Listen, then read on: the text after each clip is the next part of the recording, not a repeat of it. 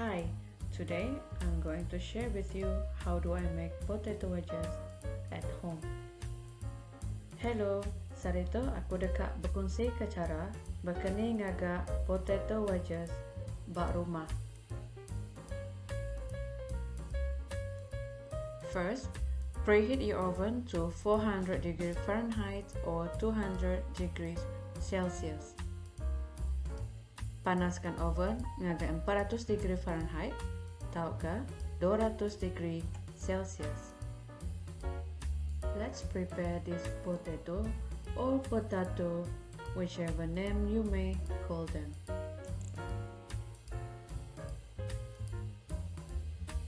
Aram mintu potato atau ke ubi kentang tu.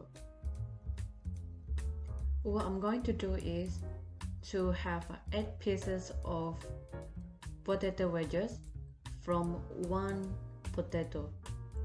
Cut it this way. Try to have the same size so it can cook at the same time.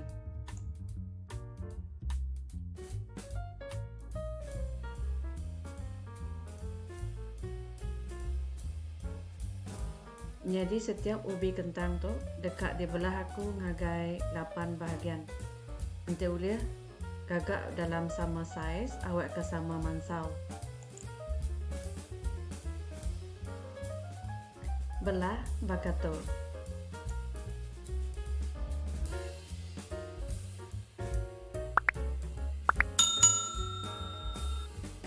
Here in this bowl, I have salt, spices and herbs.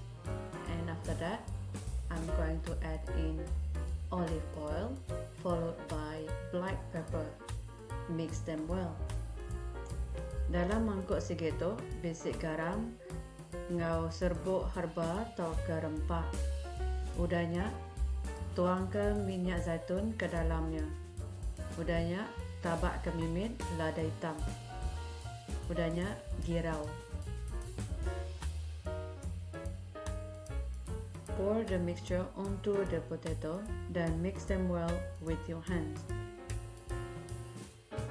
Tuang ke campurannya tadi ke atas ubi kentang, udahnya gaul ngenak jari. And this is optional, you can add in cheese of your choice. Tok terpulang, ente bisa ula tabak ke keju, ente nadai tau nai buah. Then arrange the potato wedges onto the baking sheets. Udahnya susun ubi kentang tadi ke atas loyang kena di dalam oven.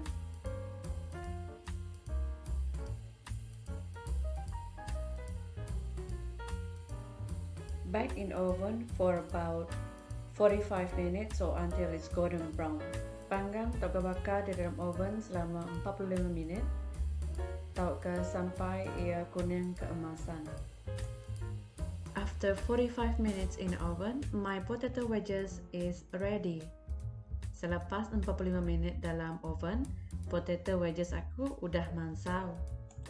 Thank you for watching. I hope you can make it at home and please watch my next video for the fish and chips recipe. Terima kasih laban udah medak video tu sampai ke penghujungnya. Harap ke kita rindu medak video tu. Ente boleh medak video ke seterusnya ianya fish and chip recipe. Terima kasih sekali lagi.